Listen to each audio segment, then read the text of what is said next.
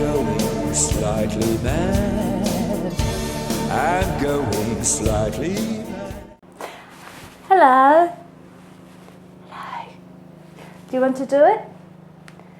Please like and subscribe. There we go. How are you today, Aloysius? Oh, that's really, really good news.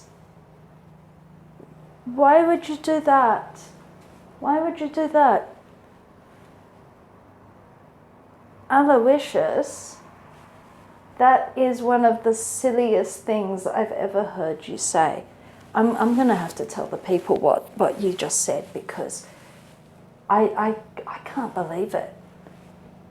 Well, I'm going to tell them. I'm going to tell them. Yes. I don't care. Aloysius just told me that he had a piece of writing accepted by Bat Weekly. Isn't that excellent? Isn't that excellent? But Aloysius also told me that he's thinking of telling the editor and that he doesn't want to accept their offer. You don't want $50. Well, why would they do that? He says that he's worried that they're going to think that he's a fake and withdraw their offer or pulp the whole magazine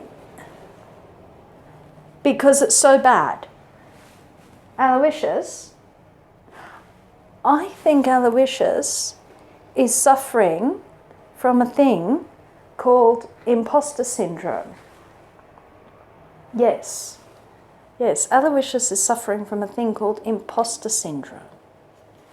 What's Imposter Syndrome? Well, Imposter Syndrome is where, despite all evidence to the contrary, you think that you're a fake and a fraud and that everyone is going to find this out. Yes, that describes me exactly. Yes, well, imposter syndrome is a sort of anxiety. It doesn't have any basis in reality. But they could. They won't. They won't, Aloysius. I can tell you, as somebody who has worked as an editor, editors don't say yes unless they mean it. They really, really don't, because they don't have a lot of time. They are looking at lots and lots of things. You won. Why on earth are you complaining? You won. Do I ever get imposter syndrome? No. No, I don't. And I had to, and it makes it very strange. It really, if you don't get it, it sounds a very, very strange thing. It's self-sabotage. A lot of people will use this to sabotage themselves, and you know that if you don't do that, it sounds very, very odd. So I had to go and look at this. Apparently it can happen with all sorts of people. All sorts of people think that they're faking it. And I know they say fake it till you make it, but these people make it and they continue faking it, or at least feeling like they're faking it. And I think it can occur in any kind of profession. But I think it's particularly prevalent in creative professions like writing, because there is no definition of a writer that's out there objective. You self-define as a writer. And there is a difference between published writer and writer. You can be a writer whether you're published or not. Do not think that you can only claim the title of writer once you have been published. Being published is very, very hard. No one is going to say that it's not. It is hard because it's very, very competitive. And the best way that you can help yourself is to be the best you can be. And doubting yourself and pulling your work and not finishing your work and refusing to share your work in ways that would help it grow and develop as a writer is a form of self-sabotage. So you don't want to be doing that. Yes, like threatening to take a piece from an editor. Yes, because that editor has said that you're good and that they like you. And if you do that, they mightn't work with you again because you just messed up their whole thing, and now they have to take a piece of work that mightn't be as good as yours. And then they're going to be a bit pissy. And then if they see your name in their inbox again, they probably won't say yes again. They just won't. So, you don't want to go doing something like that, Aloysius. How do you get confident? Well, how do you get confident? There are different ways to get confident. Generally, the best way to get confident is to practice your art. Keep doing it. Keep working on it. Don't let little setbacks derail you entirely. Second way that you can get confident is to put energy into learning your craft. If you have never taken a course in writing, then it's probably a good idea to take a course in writing. If you have never read outside your genre, and it's probably a good idea to read outside your genre. If you have never sought professional help with either an edit or a reader's report or some professional mentoring, then perhaps it might be a good idea to do that. If you are only sitting and writing away and showing nobody, then you are never going to gain confidence. Put your writing into competitions. Send your writing out to editors for magazines. Do your research and find a course that you like. Watch YouTube channels like this one, which help you develop your writing skills. All of these things help. Do you think we were really good at doing the YouTubing when we started?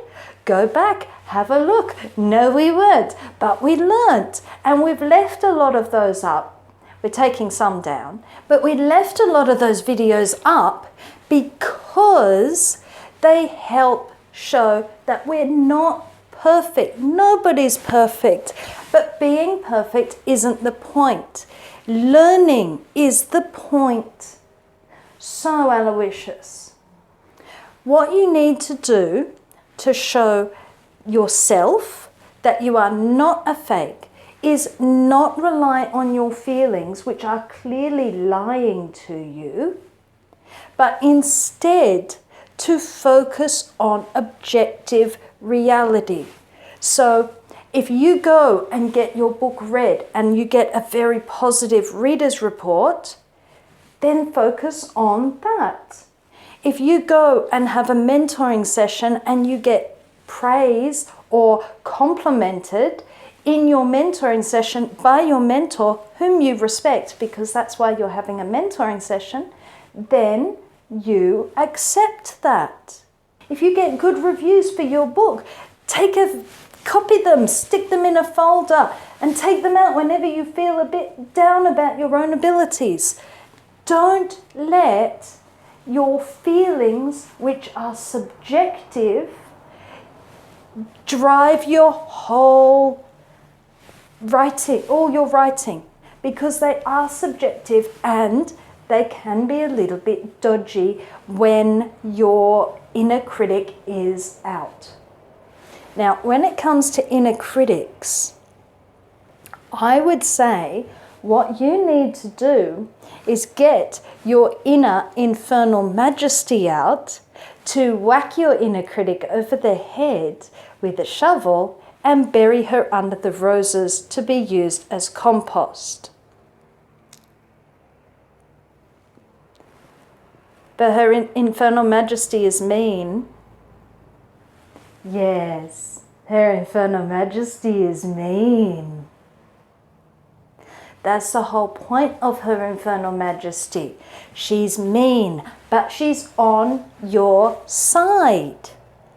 That's one of the biggest things with her. She is on your side. She is your big armor plating.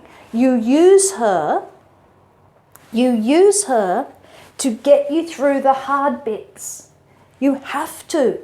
She's your confidence. If you need to make yourself a pair of horns to sit in front of the computer to be able to do your writing, you do that. You do that and look fabulous. No, I don't need an inner set of horns. I've actually always been fairly confident. I know that's not something that you want to say out loud to a lot of people because they think you're bragging, but I really have always been confident. I'm a bit of a loudmouth and a bit hyper, and it's just something I've always been. People think I'm shy. I'm not shy. I'm quiet when I want to be quiet, but when I have something to talk about, I just talk. Yeah. I know it confuses people. It confuses people horribly. So yes, you should leave your writing with the publisher. No, they're not going to pulp the entire edition. They're not going to turn their back on you. And if they do have to withdraw it, generally that has nothing to do with you. It has to do with them. So if something happens, it's not because of your writing. They liked your writing. It's because of something else. They are never ever going to say yes and then say no. Same with a big publishing a book. They're not going to say yes and then say no if they really, really like it and you have a contract.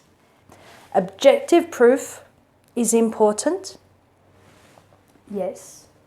So you want to think about objective proof. You want to think about building your confidence. You need to put it out there. Writing is highly competitive, but that is a good reason not to let your inner critic bully you. So, do you feel better? Are you going to leave your writing where it is? Yes. Good. Der Wolke Finger, ich bin ja, ich suspirare, sa, sa, sa.